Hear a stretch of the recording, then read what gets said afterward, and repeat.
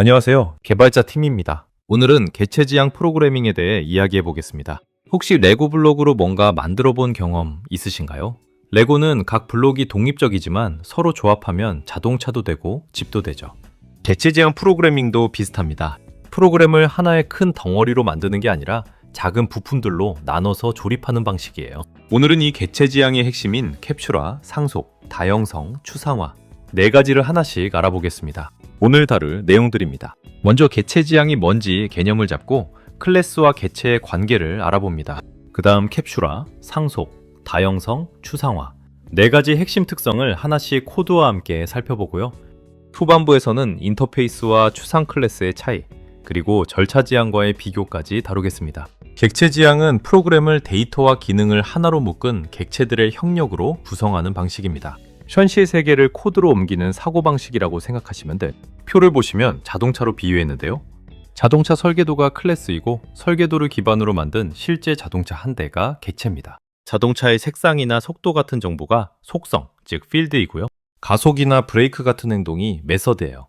이렇게 데이터와 기능을 하나의 단위로 묶는 게 객체 지향의 출발점입니다. 핵심 특성은 캡슐화, 상속, 다형성, 추상화 네 가지인데 이걸 이해하면 객체 지향의 근본이 잡힙니다. 다이어그램을 보시면 클래스와 객체의 관계가 나와 있어요. 클래스는 설계도이고 객체는 그 설계도로 만든 실체입니다. 붕어빵 틀과 붕어빵으로 비유하면 이해가 쉬운데요. 붕어빵 틀 하나로 붕어빵을 여러 개 만들 수 있는 것처럼 하나의 클래스로 여러 개의 객체를 만들 수 있습니다.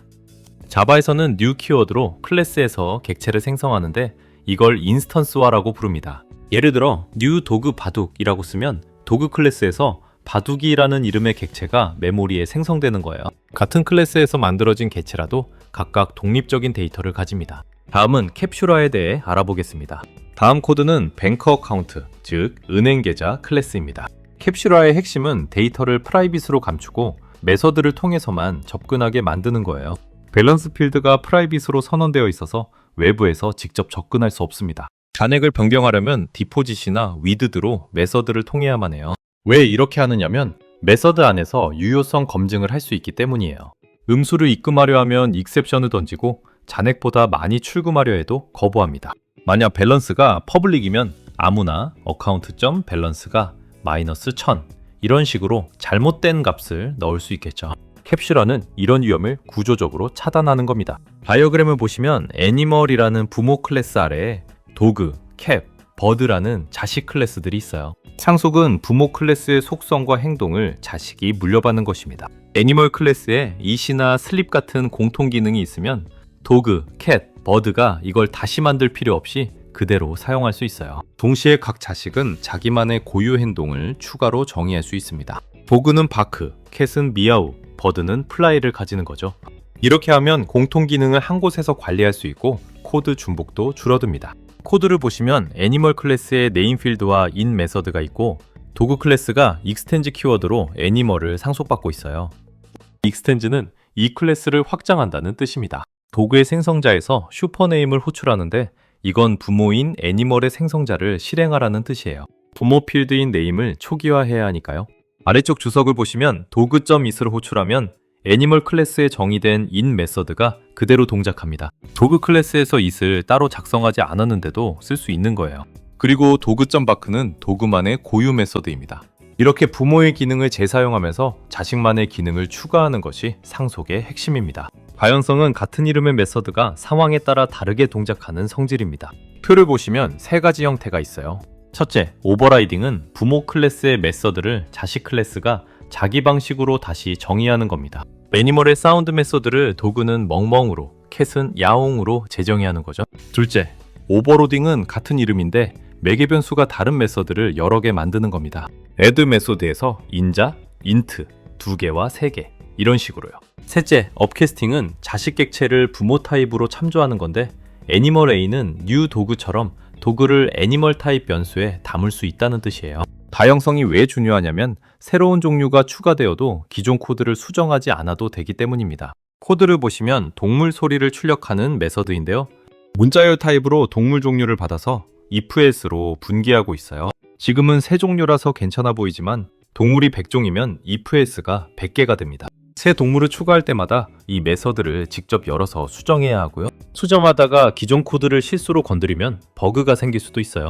이런 방식은 프로그램이 커질수록 유지 보수가 불가능해집니다. 코드를 보시면 abstract 키워드가 붙은 애니멀 클래스에 사운드라는 추상 메서드가 선언되어 있어요. 추상 메서드는 자식 클래스가 반드시 이 메서드를 구현해야 한다는 계약입니다. 도그는 사운드를 멍멍으로, 캣은 야옹으로 각자 구현합니다. 사용하는 쪽인 애니멀 사운드 클래스를 보시면 매개 변수가 애니멀 타입이에요. 어떤 동물이 들어오든 애니멀.사운드를 호출하면 각 동물에 맞는 소리가 나옵니다. 새 동물을 추가하고 싶으면 새 클래스만 만들면 되고 기존 코드는 전혀 수정할 필요가 없어요. 이게 바로 확장에는 열려있고 수정에는 닫혀있다는 개방 폐쇄 원칙 OCP의 실현입니다. 코드를 보시면 페이먼트 프로세서라는 인터페이스가 있어요.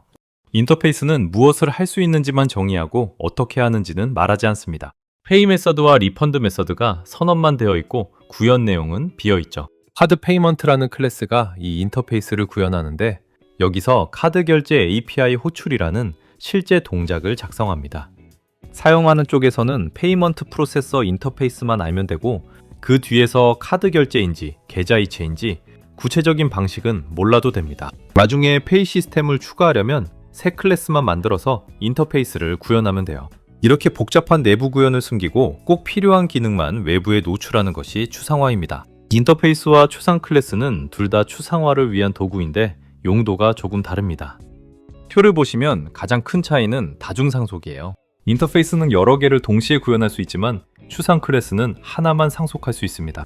인터페이스는 할 수 있는 것을 정의할 때 씁니다. 플라이어블, 즉 날 수 있다나 시리얼라이저블, 즉 직렬화 가능하다 같은 능력을 나타내는 거죠. 추상 클래스는 무엇인가를 정의할 때 씁니다. 애니멀, 즉 동물이다 라는 분류를 나타내면서 it 같은 공통 로직도 함께 가질 수 있어요. 실무에서는 인터페이스를 더 많이 사용하는데 결합도가 낮아지고 교체가 쉬워서 유연한 설계에 유리하기 때문입니다. 절차 지향과 객체 지향을 비교해 보겠습니다. 절차 지향은 함수 중심이에요. 데이터를 전역 변수로 공유하고 함수를 순서대로 후출하는 방식입니다. 프로그램이 작고 단순할 때는 이 방식이 직관적이고 빠르게 만들 수 있어요. 객체 지향은 데이터와 기능을 객체 안에 묶어서 관리하고 상속이나 인터페이스로 코드를 재사용합니다. 새 기능을 추가할 때 기존 코드를 수정하지 않고 새 클래스만 만들면 되니까 확장성이 좋아요. 프로그램이 커지고 복잡해질수록 이 장점이 뚜렷해집니다. 다만 절차 지향이 나쁜 것은 아닙니다. 간단한 자동화 스크립트에는 절차 지향이 오히려 더 적합할 수 있어요. 마지막으로 오늘 내용을 정리하겠습니다. 클래스는 설계도이고 객체는 그 실체이며 뉴 키워드로 인스턴스를 생성합니다. 캡슐화는 데이터를 프라이빗으로 감추고 메서드로만 접근하게 하는 것이고요. 상속은 익스텐즈로 부모 기능을 물려받아 코드를 재사용하는 것입니다. 바이옴섬은 같은 타입으로 다양한 객체를 다루는 성질이고 ifels를 제거하는 데 핵심적인 역할을 합니다. 추상화는 복잡한 구현을 숨기고 필요한 기능만 노출하는 것이에요. 실무 피부로는 상속보다 컴포지션, 즉 조합을 활용하세요. 상속을 남용하면 부모와 자식 간의 결합도가 높아져서 유지 보수가 어려워집니다. 그리고 구현보다 인터페이스를 먼저 정의하면 유연한 설계가 가능합니다. 하나의 클래스가 너무 많은 일을 하지 않도록 단일 책임 원칙을 적용하고 객체 지향 4대 특성 위에 솔리드 원칙을 얹으면 좋은 설계의 기반이 완성됩니다. 오늘의 객체 지향 프로그래밍에 대한 이야기는 여기까지입니다. 여러분의 구독과 좋아요는 영상 제작에 정말 큰 힘이 됩니다. 시청해주셔서 감사드립니다.